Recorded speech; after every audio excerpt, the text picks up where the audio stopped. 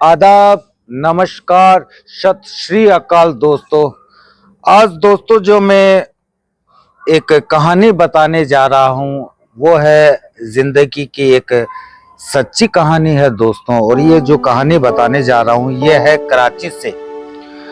कराची में एक लड़की होती है, जन्म होता है उसका 3 अप्रैल 1965 का दिन होता है। वो दुनिया में आती है और दुनिया में आने के बाद एक किस्सा होता है दोस्तों।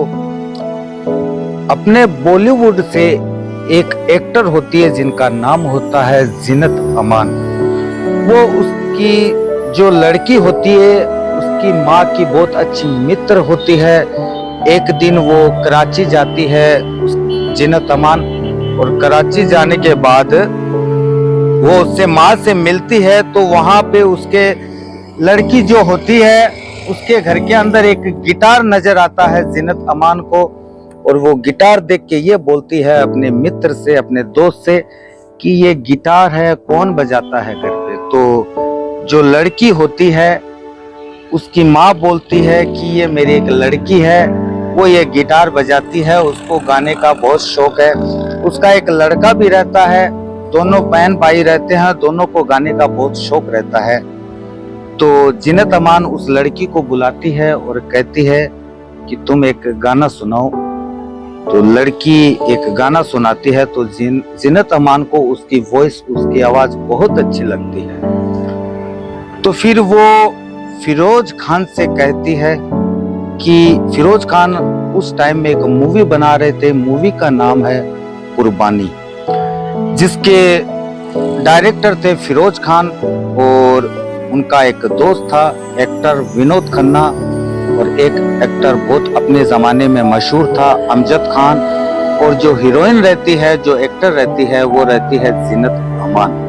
तो जीनत अमान फिरोज खान को फोन पे कहती है कि मुझे एक नई लड़की मिली है और इसकी वॉइस इतनी अच्छी है कि आप एक चांस उसको अपने गाने, अपनी फिल्म जो बना रहे हैं उसमें एक गाने का चांस दीजिए। आप इस लड़की का वॉइस सुनिए, बहुत प्यारी आवाज है, बहुत खूबसूरत आवाज है। तो फिरोज खान कहते हैं हम आवाज, वॉइस जरूर सुनेंगे। कुछ समय बाद में, और जो लड़की रहती है उसके पिता बहुत अच्छे बिजनेसमैन रहते हैं और बहुत अच्छे परिवार से रहते हैं। तो वो बच्ची को लेके, अपनी बच्चों को लेके, अपनी पत्नी को और पूरा परिवार एक लंदन में जाके सेटल हो जाता है। वहाँ पे बच्ची को तालीम हासिल करवाते हैं, वहीं पे पढ़ाई लिखाई लड़की का शुरू करवाते हैं। कुछ दिन बाद फिरोज खान लंदन पहुंचते हैं, साथ में जीनत अमान भी रहती है। तो जो लड़की जिस स्कूल में पढ़ती है उस स्कूल के हाफ डे जो छुट्टी होती है, स्कूल के यूनिफॉर्म में उस लड़की को, जो मात्र एक 15 साल की होती है, उसको एक स्टूडियो में लाया जाता है। स्टूडियो में लाके जो स्टूडियो वाला रहता है उसे कहा जाता है कि आप इस लड़की का एक गाना रिकॉर्ड करो। तो स्टूडियो वाला जो होता है वो हैरान हो जाता है कि ये 15 साल की लड़की है, ये स्कूल में पढ़ाई कर रही है, यूनिफॉर्म में है, और ये गाना कैसे गा सकती है।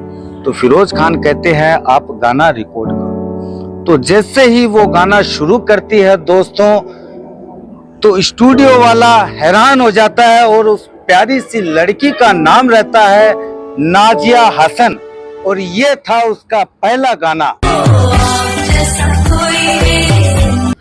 फिर उसका दूसरा एल्बम आता है डिस्को दीवाने, डिस्को दीवाने। ये एल्बम अपने जमाने में बहुत मशहूर हुआ था और इसके भी गाने थे, पूरे गाने हिट हो गए थे। और फिर एक दिन राज कपूर, हमारे जो एक्टर हैं बॉलीवुड के, उनका कॉल जाता है उस लड़की के पास, नाजिया हसन के पास, और वो बुलाते हैं। और उस लड़की को, जब वो लड़की हिंदुस्तान आती है तो उसको एक अवार्ड दिया जाता है प्लेबैक सिंगर का। और फिर राज कपूर जो थे उसको फिर बॉम्बे की सैर करवाते हैं, घुमाते हैं। फिर लड़की के पास बहुत अच्छे अच्छे ऑफर आते हैं फिल्मों के लिए, लेकिन वो लड़की इनकार करती है। क्योंकि उसके जो माता पिता थे लड़की के, नाजिया हसन के, उनको ये फिल्में गाने का ये सब अच्छा नहीं लगता था, क्योंकि वो इस्लाम से ताल्लुक रखते थे, उनको ये सब अच्छा नहीं लगता था।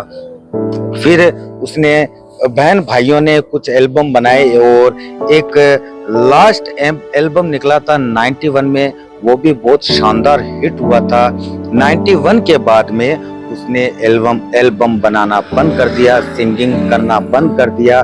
फिर कुछ समय बाद में उसकी शादी हो जाती है, और शादी जो होती है दोस्तों, वो पाकिस्तान से रहता है और एक बड़ा बिजनेसमैन रहता है। शादी के कुछ समय बाद में लड़की को पता चलता है कि जिससे मेरी शादी हुई है, दरअसल में उसकी पहले से 2 शादियां हो चुकी थी, जो दोनों लड़कियों को वो तलाक दे चुका था।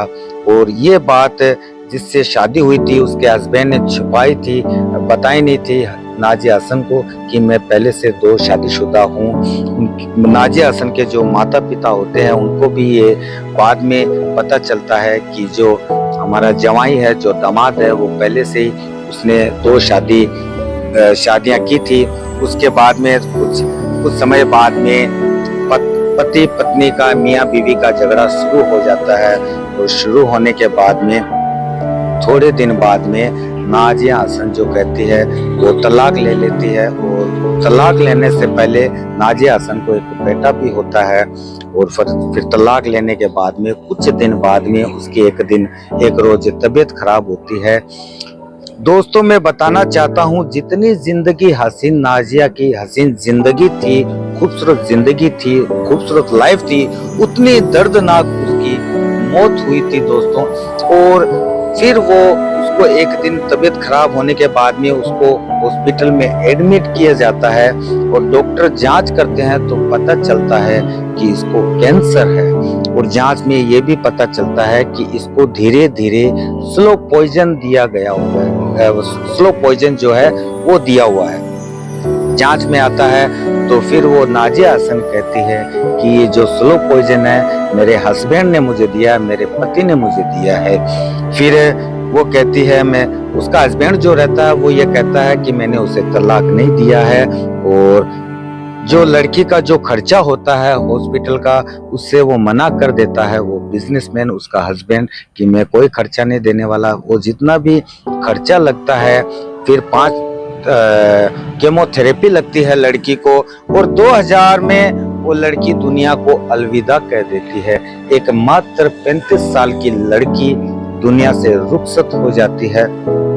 दोस्तों मेरा वीडियो बनाने का मकसद यही था दोस्तों, कि ऐसे भी सिंगर हुआ करते थे जिनका दर्दनाक मौत हुआ है, और इसमें से एक लड़की नाजिया हसन का भी नाम आता है, जिसकी इतनी प्यारी आवाज थी, जिसने इतनी शोहरत कमाई थी, और हिंदुस्तान में, पाकिस्तान में जिसका इतना नाम हुआ था, उस लड़की के साथ ऐसा होता है, एक दर्दनाक मौत होती है। और दोस्तों वीडियो अच्छा लगे तो इसको शेयर जरूर करना दोस्तों, और अगर कोई भाई लोग नाजिया हसन को जानता है तो कमेंट करके जरूर बताना, और फॉलो करना बिल्कुल ना भूलें। धन्यवाद।